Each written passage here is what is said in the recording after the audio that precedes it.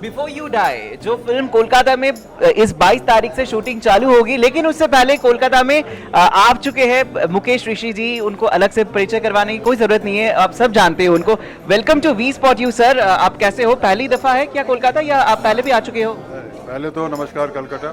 नहीं, मैं बहुत बार आ चुका हूँ और लास्ट कई विजिट तो शूटिंग के लिए ही हुई यहाँ पे। मैंने तेलुगु फिल्म भी किया है, एक बंगाली फिल्म भी किया है और कई बार आया। बिफोर यू डाई, अगर मैं आपसे सवाल पूछूं कि मरने से पहले 5 ऐसे ख्वाब जो आप मरने से पहले आप मतलब आप you need to fulfil, you want to fulfil, आप क्या है वो?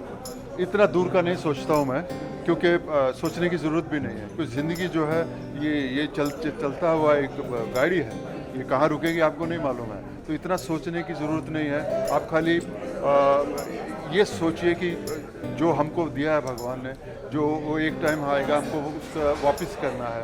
उस कंट्रीब्यूशन जो हमने इकट्ठा किया अपनी ज़िंदगी में, उसको कभी ना कभी वापस करना है। माँ बाप अपने बच्चों तक पहुँचाते हैं, लेकिन हम लोग लकी हैं एक्टर लोग कि हमें बाहर से बहुत प्रेम मिलता है। तो वो चीज़ें जो हमारे पास होंगी वो उनको वापस देंगे। किसी को कुछ सवाल करना है इसके बारे में, तो यही चीज़ें होती हैं। हर इंसान अपनी ज़िंदगी में इस तरह ही करता है। बिफोर यू डाई में आपका क्या किरदार है? मैं इसमें एक दोस्त की भूमिका निभा रहा हूँ और मुझे वही बातें अच्छी लगी जब हमारे दो दोस्त का जो आपस का रिश्ता है उसमें एक खटास है।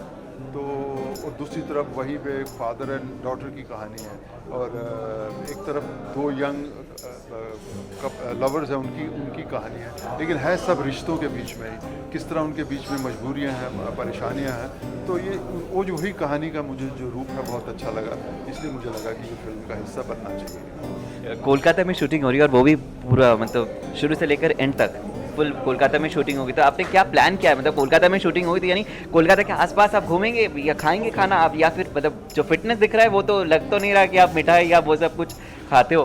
नहीं, सब कुछ खाता हूँ मैं। कमाल है यार, इधर आएंगे तो रसगुल्ला नहीं खाएंगे? सब खाते हैं, लेकिन आपको पता होना चाहिए कितना खाना है।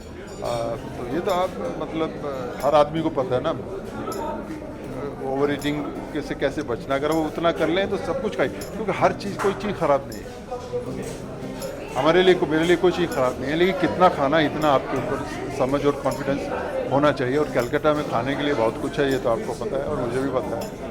फ़िश बहुत है और सब तरह की चीज़ें यहाँ पे बहुत मिष्टी दो है, ये बहुत ज़बरदस्त है।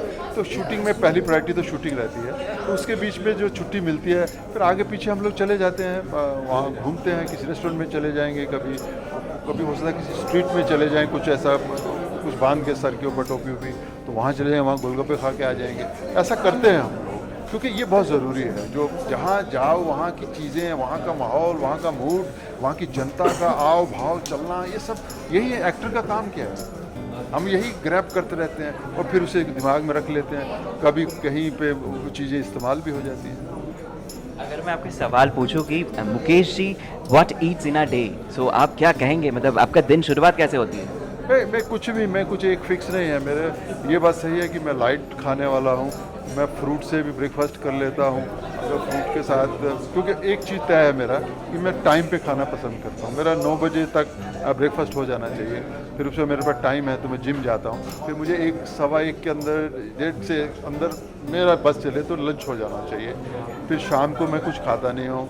टाइम हो तो वॉक कर लिया, कुछ लाइट भी नहीं लेता, पसंद नहीं करता। फिर क्योंकि इवनिंग को आप खा सकते हो। मैं खाता इसी तरह हूँ, लेकिन थोड़ा सा कम खा लेते हैं, ज़्यादा वो घर का खाना पसंद करता हूँ। और एक सवाल है कि ऐसा ये सब कोई पूछ रहा है कि सेलिब्रिटीज़ लोग ब्रेकफास्ट पे क्या खाते हैं, लंच में क्या खाते हैं और डिनर में क्या खाते हैं। जो आपका फिटनेस दिख रहा है वो तो लग रहा है मतलब आप बहुत कुछ मेंटेन करके आप मतलब हर चीज़ खाते हो, क्या है उसमें? देखिए, हर घर का खाना ख़राब हो ही नहीं सकता, हर घर का खाना अच्छा होता है।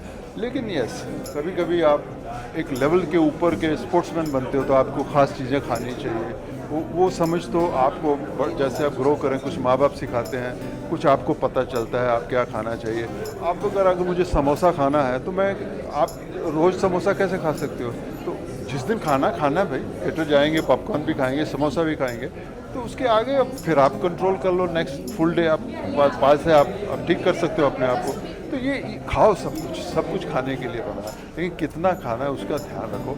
यस, हम लोग एक एक्स्ट्रा एनर्जी चाहिए होती है हमको किसी तरह, वो हमारा एक सिस्टम जो बना है, और उसके लिए मैं वो पाउडर और ये सब चीज़ें मैं नहीं लेता हूँ। इसलिए मेरी जो भी ताकत आती है वो प्रोटीन जो होता है, दाल में प्रोटीन है, राजमा में हो या इस तरह की जो चीज़ें उन्हीं में से वही बंदोबस्त। बॉयल अंडा खा लिया कभी, और वो भी कोई ऐसा नहीं है कि अंडा ही खाना है, नहीं ऐसा नहीं, सब कुछ खाना है, जो घर में बनता है सब वही खाना है।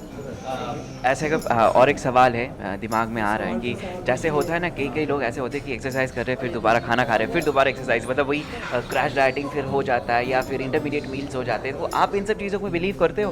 पहले तो ये तरीका ही नहीं होता कि खाया फिर एक्सरसाइज फिर खाया, ऐसा होता ही नहीं है। एक्सरसाइज का एक सिस्टम होता है, ये आप सुबह कर लीजिए, बीच में कर लीजिए, उससे पहले 2-2.5 घंटे पहले आप कुछ नहीं खाते हो, क्योंकि आपका वो सिस्टम है। अगर आपका पेट फुल होगा तो एक्सरसाइज आप कर ही नहीं पाओगे, वॉमिटिंग आएगा आपको। तो वो जो करता है उसको समझ में आ जाता है, तो उसी तरह करते हैं। कुछ लोग बीच में कुछ फ्रूट वूट खाते रहते हैं, वो ठीक बात है, उनको पता है भूख लग रहा है, लेकिन फ्रूट खाएंगे, हल्का चीज़ खाएंगे, भूख भी वो भी हो जाए, कुछ एनर्जी भी मिल जाए। कुछ लोग इस तरह के आजकल मिलते हैं, उस तरह प्रोटीन शेक या इस तरह का कुछ लेते रहते हैं वो सब लोग। आपके हिसाब से हेल्दी अल्कोहलिक ड्रिंक क्या होना चाहिए? हेल्दी कुछ भी करो सर, लेकिन उसकी लिमिट पता होनी चाहिए आपको। आप क्या दूध 2-4 गिलास पी सकते हो? नहीं पी सकते। क्या 1 लीटर से ज़्यादा पानी एक साथ पी सकते हो? नहीं पियोगे। तो अल्कोहल का भी वही सिस्टम है, आप एक मूड बनता है, अच्छा लगता है, अगर तो उतना ही होना चाहिए ना जितना पी सकते हो। अगर उसको पी के मैंने आपके साथ कोई बदतमीजी कर दी या कोई किसी को तंग कर दिया तो फिर वो गलत बात है। तो कोई भी चीज़ जो बनी हुई है, जो लीगल है, ये सब है ना, लेकिन इनके तरीके तो हमको पता होना चाहिए। ये थोड़ी कोई आगे सिखाएगा यार कि तुम इस तरह अल्कोहल मत पियो यार, ये तो आपको समझना है कि कोई गलती बात नहीं होनी चाहिए। Enjoy everything. Nice talking to you sir. लेकिन जाने से पहले जो हमारे दर्शक है वी स्पॉट यूके, उनसे आप क्या कहना चाहेंगे? मैं यही कहूँगा कि दोस्तों, कोरोना अभी ख़त्म नहीं हुआ। अभी देखिए, हम लोग भी बॉम्बे से आए हैं, मेरे दोनों इंजेक्शन लगे हुए हैं। अगर इंजेक्शन ना लगे होते तो शायद मैं यहाँ ना आ पाता। तो हमें ट्रैवल करने के लिए विद इन इंडिया भी हमको दोनों इंजेक्शन हमारे पास होने चाहिए। एक तो ये सोच लीजिए, और दूसरी बात ध्यान में रखिए कि कोरोना बाबू अभी गया है, इसको अभी भी हमने बिल्कुल अलर्ट रहना है। और ये एक ऐसा विलन है, ये वापस जब भी आने की कोशिश करेगा, और इसमें हम सबको हीरो बन के उसको डिस्ट्रॉय करना।